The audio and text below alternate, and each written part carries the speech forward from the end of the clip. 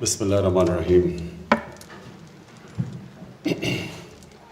Queen Maxima, honorable ambassadors, members of the Gate Foundation,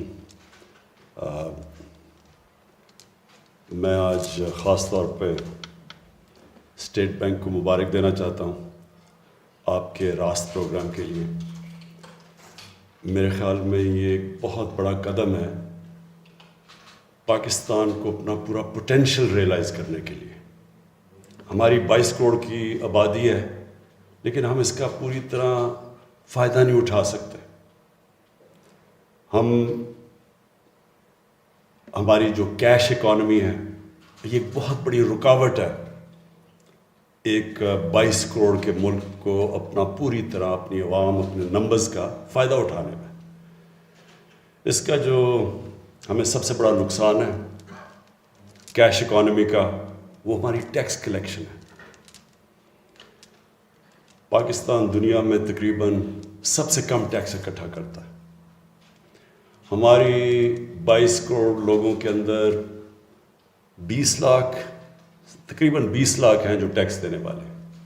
22 crore لوگوں میں صرف 20 لاکھ ٹیکس دینے والے ہیں اور 20 لاکھ میں سے 70% ٹیکس جو دیتے ہیں وہ صرف 3000 پاکستانی ہیں. تو یہ ایک ملک کے سامنے کیوں رکاوٹ ہے؟ کیونکہ ہم اپنا انفراسٹرکچر نہیں بنا سکتے, ہم ہیومن ڈیولپمنٹ نہیں کر سکتے, بچوں کو تعلیم نہیں دے سکتے, ہاسپٹل بہتر نہیں کر سکتے. ایک وہ ملک جو آج سے 50 سال پہلے یہ سب سے خطے میں تیزی سے آگے جا رہا تھا وہ آگے نہیں جا سکتا کیونکہ ہمارے پاس اتنا پیسہ نہیں ہے ملک کو ڈیولپ کرنے کے لیے. اور جو اپنے انسان ہیں ان کے اوپر وہ جو پیسہ خرچ کرنا چاہیے وہ ہم نہیں کر سکتے. تو یہ جو آپ نے آج قدم اٹھایا ہے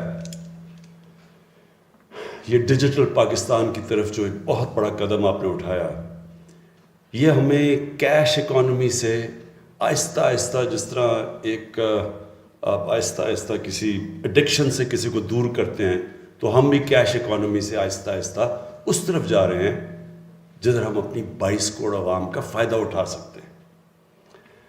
جو اس کی جو دوسرا بہت بڑا پہلو وہ یہ کہ جو ہمارا نچلا طبقہ ہے جو آپ نے ورڈ یوز کیا انکلوژن کہ ان کو بھی ہم اپنی ترقی کے اندر شامل کریں, یہ بھی ایک بہت بڑا آپ نے قدم اٹھایا ہے اس راست پروگرام کی وجہ سے. ہمارے جو احساس پروگرام ہے اس میں جو ہم غربت کم کرنے کی کوشش کر رہے ہیں, جو ہم موبائل والیٹ کا استعمال کر رہے ہیں, جو عورتوں کی بینک اکاؤنٹس کی بات کر رہے ہیں, یہ جو آپ کا راست پروگرام ہے یہ اس کو آگے بڑھائے گا اس کو. اور خاص طور پہ جو ہماری غریب گھرانوں میں اور دیہات میں جو عورتیں وہ سب سے زیادہ جو غربت کا اثر ان عورتوں پہ پڑتا ہے.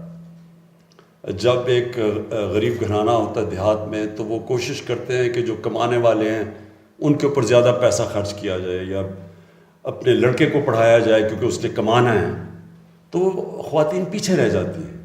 تو ہمارا جو پروگرام ہے احساس کا وہ کوشش ہی یہ ہے کہ ہم عورتوں کو اپنی فائنینشیل انکلوژن کے بیچ میں لے آئیں, ان کو موقع دیں, ان کے بینک اکاؤنٹس کھولیں, پھر ان کی مدد کریں, ان کو مویشی جانور دیں تاکہ وہ اپنی اسٹینڈرڈ آف لیونگ خود کوئی ذریعہ معاش بنے ان کا. تو یہ راست پروگرام انشاءاللہ ہمیں اس میں بھی مدد کرے گا. جو آپ نے بڑی اچھی جو اسٹیٹ بینک کو میں پھر سے مبارک دیتا ہوں کہ آپ نے اوورسیز پاکستانیز کو جس طرح انگیج کیا.